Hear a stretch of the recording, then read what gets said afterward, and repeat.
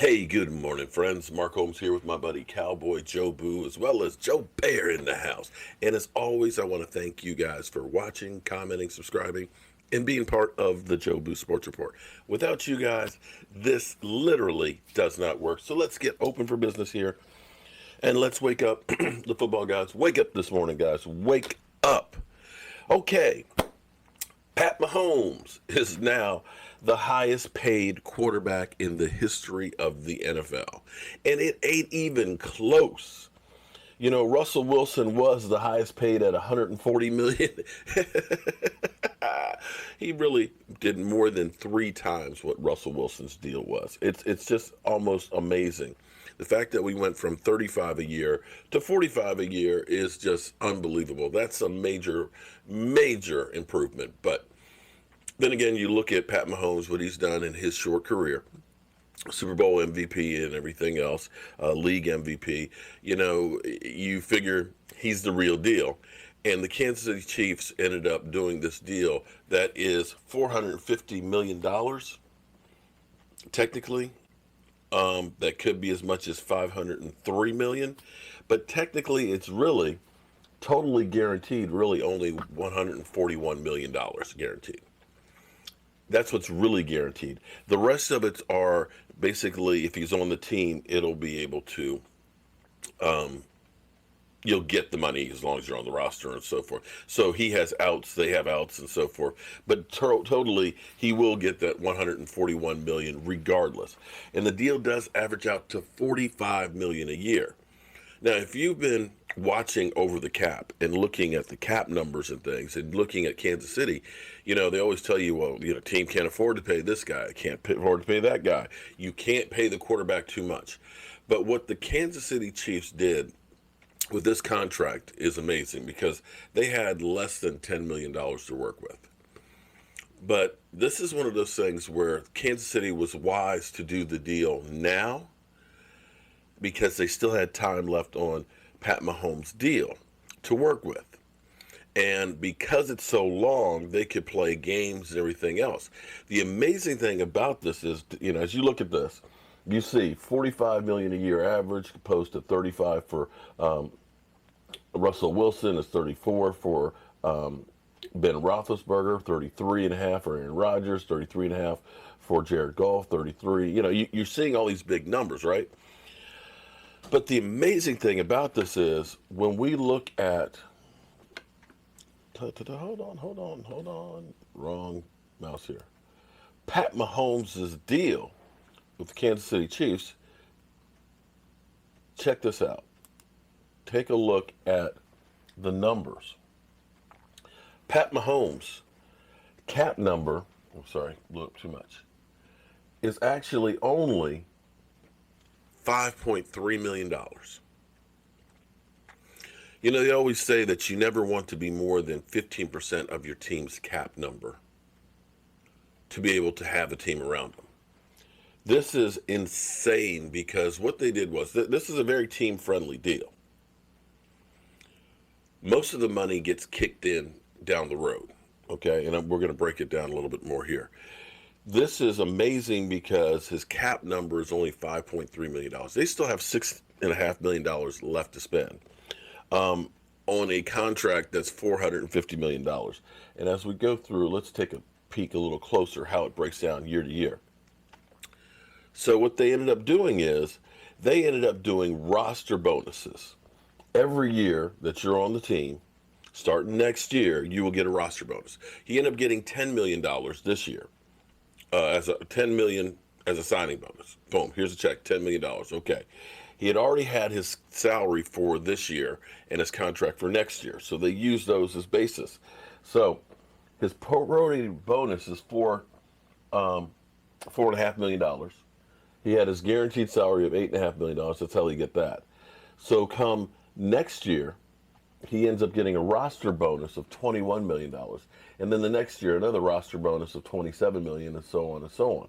So it's keeping his cap number 5.3, 24, 31, doesn't hit 40s until year number 4. And as you can see, it continues to be way, way up there. So it is technically a deal that's worth $45 million a year.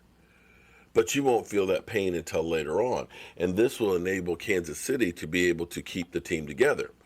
Now, contrast that with Dak Prescott, whose franchise tag number currently is $31.2 million, which I believe is the highest cap hit that will be taken in the history of the NFL. Let me say that again. The highest cap number in the history of the NFL. Yeah. This is where we realize as the Dallas Cowboys always try and make deals and, do this, that, and the other and all that. It's not a matter of whether they believe in a guy or something. It's a matter of making the deal work. This is $450 million, but they're only getting a $5 million cap hit this year and only a 24 next year. A lot of people say, make Dak play on the franchise tag this year and then next year. Oh, okay. So let me make sure I got this straight. Basically, you have Pat Mahomes signed up for the next 2 years on what it will cost you for the franchise tag for one. Which means the Dallas Cowboys will spend $37 million more for Dak Prescott by franchise tagging him for 2 years than Kansas City will for Pat Mahomes. How many players is that at $37 million? How many? And the Dallas Cowboys have nobody to blame but themselves for this, because they could have done his deal a couple years ago, because you've got that cushion of that low rate from that rookie deal. You could have used that to go ahead and buy yourself some time. So now, if you're Dak Prescott, the big question is, do you go ahead and say, look, I'll just take that 4-year deal that I wanted for $35 million and we'll call it a day? Or are you the Dallas Cowboys and say, okay, we still want that 5 years, but we're going to have to come up higher on the numbers? Remember how everybody lost their mind when they thought that, oh my God, Dak Prescott turned down a deal for $175 million for 5 years, which ended up being $35 a year, which ended up not being the case. Right now, it doesn't seem quite as unrealistic now, though, does it? When you see $450 million over 10 years, even if you half-life that, it's still 225 for 5 years. But this is Kansas City gambling on projections of the future. And it's not really that big of a gamble. Understand that from 2016 to now, we had the concussions, lawsuits that were out there, where we had heard that, mothers weren't letting their kids play football and things, and, that football was dying. We ended up having the anthem protests and things where people just stopped watching. Attendance went down. Viewership went down. Yet, somehow, some way, every year, the salary cap went up by $10 million. Now, I know a lot of people will say, well, they're going to lose gate revenue because of the season. This season will be an anomaly. However, I think if you're saying I can have fans right there, or I can have advertisers at that lower level, you may end up making a big chunk of money from a company being able to put their name right there on the lower level of the stadium. I think they're going to make up some of that revenue.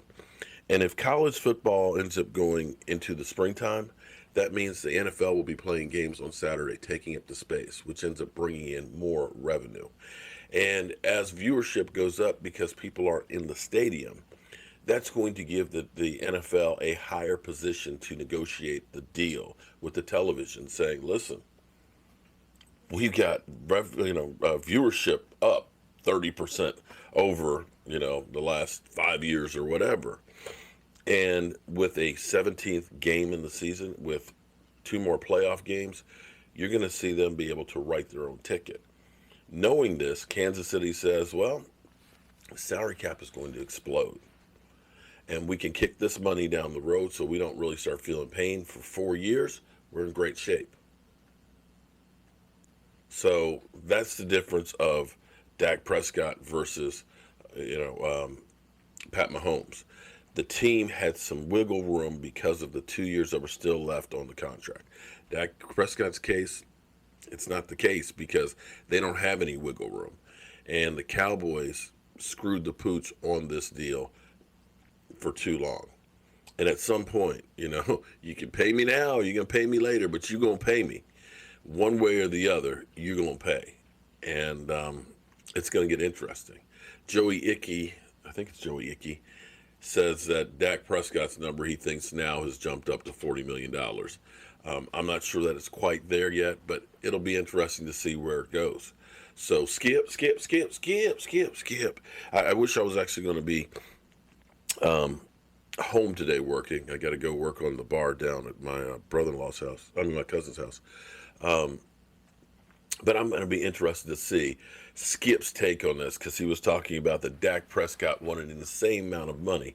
I'm curious as to what they're going to say about Pat Mahomes getting that money. So I hope you guys have a safe and productive day. Please, we got this damn coronavirus going like crazy on a daily basis. I hear from friends that have family members or somebody that they know that are dealing with it and stuff. It's not a joke. It's not fake. Shit's real. And best to protect yourself and everybody else. All right? I'm Mark Holmes, and I hope you have a great day. And I'll see you soon.